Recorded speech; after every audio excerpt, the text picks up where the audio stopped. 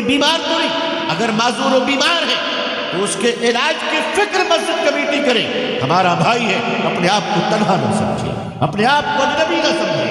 اگر کوئی معصوم بچہ، یتیم بچہ ہے، غریب کا بچہ ہے اور فیس نہ ہونے کی وجہ سے پڑھائی سے ڈراپ آؤٹ ہو رہا ہے تو مسجد کمیٹی کی ذمہ داری ہے کہ اپنے بیت المال تیار کرے، جہاں زکوٰۃ کی رقم بھی ہو، خیرات کی رقم بھی ہو، صدقات کی رقم بھی ہو، اس کے الگ بکس ہو، اور اس بکس کے ذریعے آپ 160 گھروں میں کے اندر اگر خیال رکھ لیجئے گا انشاءاللہ تو ایک مسجد کی حد تک مسلمانوں میں بھکاری کم تو ہوں گے انشاءاللہ۔ آج میں آپ کو ایک بات درد کے ساتھ کہہ رہا ہوں، ہندوستانی مسلمانوں، ہم تو 75 سال سے زکوٰۃ نکال رہے ہیں ماشاءاللہ، 75 سالوں سے۔ مدینہ منورہ میں جب زکوٰۃ فرض ہوئی 8 مہینے کی زکوٰۃ سے مسلمانوں کی غریبی ختم ہو گئی تھی۔ مدینہ منورہ میں 8 مہینے کی زکوٰۃ کی رقم سے مسلمانوں کی غریبی ختم ہو گئی۔ ہندوستان میں 75 سال سے زکوٰۃ وصول رہے ہیں، مگر غریبی کا حال یہ ہے کہ ہر چوتھا مسلمان یا تو بہت غریب ہے یا بھیک مانگتا ہے۔ یہ زکوٰۃ کے پیسے جا کہاں رہے ہیں؟ یہ ڈھونڈنے کی ضرورت ہے، یہ تلاشنے کی ضرورت ہے کہ ہمارے پیسے جا کہاں رہے ہیں۔ آخر ہمارے اتنے زکوٰۃ کے پیسے ہونے کے باوجود معاشرے کی غریبی کیوں نہیں ختم ہو رہی ہے؟ یتیم اور مسکینوں کے حالات درست کیوں نہیں ہو رہے؟ یہ کون سوچے؟ کبھی ہم نے اس پر سوچا ہی نہیں۔ ہم تو زکوٰۃ ان کو دینی چاہیے اس کی فضیلت تک بیان نہیں کرتے ہیں، ہم تو صرف اپنے مطلب کی بات بیان کرتے ہیں۔ عزیزان ملت، کیا قرآن نے زکوٰۃ میں ان کا حق طے نہیں کیا؟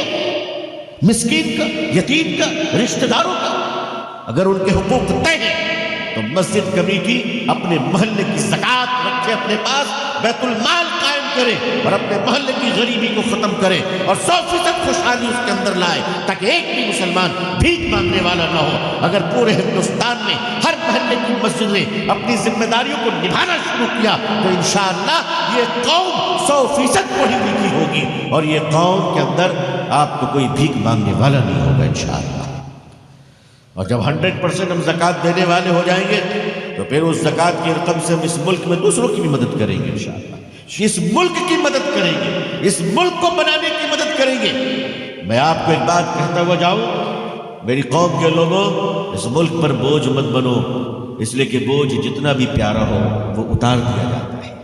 اگر ایک باپ بھی اپنے بچے کو گود میں لیے رہے نا اور بہت دیر تک اگر وہ بچہ بوجھ بن جاتا ہے تو باپ بھی اپنے اکلوتے بیٹے کو نیچے اتار دیتا ہے۔ لوگوں، اگر بوجھ بنو گے تو اس ملک کے دلوں سے اتار دیے جاؤ گے، اور اگر ضرورت بنو گے تو ہمیشہ آنکھوں میں سجائے جاؤ گے۔ آئیے ہم سب اس ملک کی ضرورت بن جائے انشاءاللہ، ضرورت بن جائے انشاءاللہ، اخلاقی ضرورت کی تکمیل بھی کرے، ان کے روحانی اور جسمانی ضروریات کا بھی خیال رکھے۔ نبی کریم صلی اللہ علیہ وسلم غار حرا سے جب تشریف لائے، آپ کانپ رہے تھے پہلی وحی کے بعد، اور آپ نے فرمایا خدیجہ مجھے اچھا نہیں لگ رہا ہے، خدیجہ لگتا ہے کہ میری جان نکل جائے گی، اے خدیجہ مجھے کمبل اڑا دو۔ ماں خدیجہ نے آپ کو کمبل اڑھائے، پانی پلائے اور تسلی کے 3 بول بولے تھے۔ میں وہی بول آپ کی خدمت میں رکھنا چاہتا ہوں، وہی بول آج میں آپ کو ہدیہ پیش کرنا چاہتا ہوں، وہی بول آج میں آپ کو امانتاً دے کر جانا چاہتا ہوں۔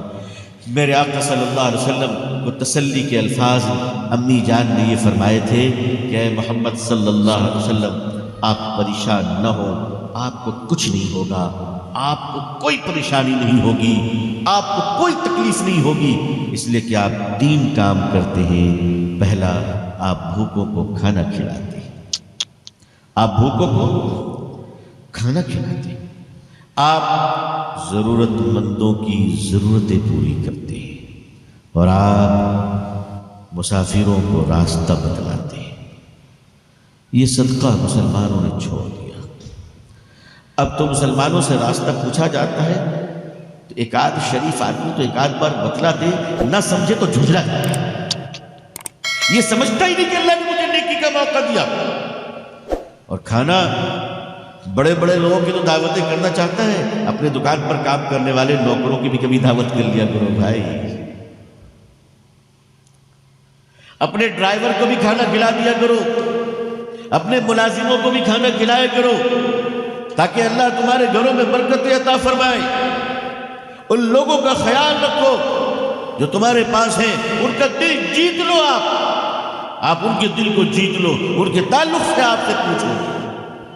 ایک کام تو یہ کرنا ہے کہ ہمیں تالیف قلب کے لیے اس سنت کو زندہ کرنا ہے انشاءاللہ۔ آپ کو اللہ نے مال دیا، آپ مال سے لوگوں کی مدد کیجئے، اللہ کے راستے میں خود جم کر خرچ کیجئے۔ اور دوسری بات میں آپ سے اپیل کرنا چاہتا ہوں کہ ایک سنت اور ہے جس کو زندہ کرنے کے لیے میں اکثر اپنے آپ جیسے نیک لوگوں کی خدمت میں بیٹھ کر گزارش کرتا ہوں۔ دیکھیے، جو سنت جس دور میں مٹ رہی ہو، اس سنت کو اگر تمام مسلمان اس دور میں زندہ کر دیں تو مجھے اللہ کی ذات پر یقین ہے کہ اللہ تعالیٰ پوری قوم کے لیے عزت کے فیصلے فرما دے گا۔ بے شک جنگ تبوک میں مسلمان تمام سہولتیں ہونے کے باوجود شکست کیوں کھا رہے تھے؟ ریسرچ کیا گیا تو پتہ چلا کہ وضو بنایا تھا، مسواک نہیں کیا۔ مسواک نہ کرنے کی وجہ سے جنگ تبوک میں تمام سہولتیں ہونے کے باوجود مسلمان ہار رہے تھے۔ مسلمانوں نے جیسے مسواک کرنا شروع کیا، دشمنوں کے دلوں میں ہیبت آ گئی، انہوں نے کہا کہ ہم لڑنا نہیں چاہتے آپ سے۔ اللہ نے کامیابی عطا فرما دی۔ حضور صلی اللہ علیہ وسلم کی عظیم سنت مسواک، یہ حضور صلی اللہ علیہ وسلم کی اتنی چہیتی سنت ہے کہ نبی کریم صلی اللہ علیہ وسلم جب دنیا سے تشریف لے جا رہے تھے اس وقت بھی آپ نے مسواک کو پسند فرمایا۔ عائشہ اپنے بہن کے بیٹے کے جیب سے مسواک نکال کر اپنے منہ سے نرم فرما کر آقا صلی اللہ علیہ وسلم کو دیتی اور پیش کرتی ہے اور فرماتی ہے کہ میں نے مسواک کرایا۔ حضور صلی اللہ علیہ وسلم کو مسواک اتنا پسند ہے، اتنا پسند، اتنی بڑی سنت ہے، گرچہ کہ یہ فرض قرار نہ دیا گیا، اگر نہ کرے تو کوئی گناہ نہیں، مگر کر لے تو اس کا آخری فائدہ یہ ہے کہ موت کے وقت کلمہ نصیب ہوگا انشاءاللہ۔ میں دیکھ رہا ہوں ایک زمانہ تھا جب امام مصلی پہ کھڑے ہونے سے پہلے مسواک کیا کرتے تھے۔ ایک زمانہ تھا کہ درسگاہوں میں قرآن پڑھانے والے اساتذہ پہلے مسواک کیا کرتے تھے، پھر قرآن پڑھایا کرتے تھے۔ حدیث پڑھانے والے اساتذہ پہلے مسواک کیا کرتے تھے، پھر حدیث پڑھایا کرتے تھے۔ آج تو ہم جیسے مولویوں کی زندگی سے بھی مسواک نکل چکی ہے۔ عام مسلمانوں کی تو باتیں الگ ہیں۔ مسلمانوں میں آپ سے گزارش کرتا ہوں کہ جس طرح آپ مسجد میں اے سی لگواتے ہیں، پنکھے لگواتے ہیں، ٹوپیاں رکھتے ہیں، پانی کا انتظام کرتے ہیں، اسی طرح میرے بزرگوں 10-20 مسواک میں رکھنے شروع کر دو۔ کم سے کم دیکھا دیکھی مسلمان اس سنت کو زندہ تو کرے گا۔ ایک ایک مسواک اٹھائے گا، جیب میں رکھ کے جائے گا، جانے دیجیے اسی کے لیے، کم از کم اس سنت کو تو زندہ کرے گا۔ اگر مسواک کی سنت کو زندہ کر کر جنگ تبوک کی شکست جنگ کو فتح میں تبدیل کیا جا سکتا تھا تو ہندوستان میں بھی اس سنت عظیم کو زندہ کر کر اس ملک میں مسلمانوں کی ذلت کو عزت میں تبدیل کیا جا سکتا ہے انشاءاللہ۔ اور اللہ تعالیٰ اس ملک میں ہمارے لیے خیر کے فیصلے فرمائے گا، اللہ عافیت کے فیصلے فرمائے گا۔ اس ملک کو اپنا سمجھیے اور اس ملک میں رہنے والے کروڑوں دوسرے مذہب کے ماننے والوں کے ساتھ اتنا اچھا سلوک کیجئے کہ وہ آپ کے سلوک کو دیکھ کر، وہ آپ کے اخلاق کو دیکھ کر، وہ آپ کے کریکٹر کو دیکھ کر، وہ آپ کی زبان کی چاشنی اور شیرینی کو سن کر یہ کہنے پر خوش ہو کر مجبور ہو جائے کہ اللہ اللہ، اگر امت اتنی اچھی ہے تو امت کا رسول کتنا اچھا ہوگا صلی اللہ علیہ وسلم۔ اللہ سے دعا فرمائیے کہ اللہ تعالیٰ پوری دنیا میں ہم سب کو اسلام کی عزت دیکھنا نصیب فرمائے۔ اللہ اقوام عالم اور اہل ہندوستان کے دلوں میں اسلام کے لیے، مسلمانوں کے لیے جذبہ محبت و احترام اور اکرام پیدا فرمائے۔ اللہ تعالیٰ ہمیں اور آپ کو، ہم سب کے اہل و عیال کو، آنے والی اولاد اور نسلوں کو اور پوری امت مسلمہ کو عزت، عافیت، سلامتی، خیر، خوشحالی، صحت و تندرستی کے ساتھ اسلام میں زندگی، ایمان پر خاتمہ نصیب فرمائے۔ آمین یا رب العالمین۔ آخر دعوانا الحمد للہ رب العالمین، والسلام علیکم ورحمۃ اللہ وبرکاتہ۔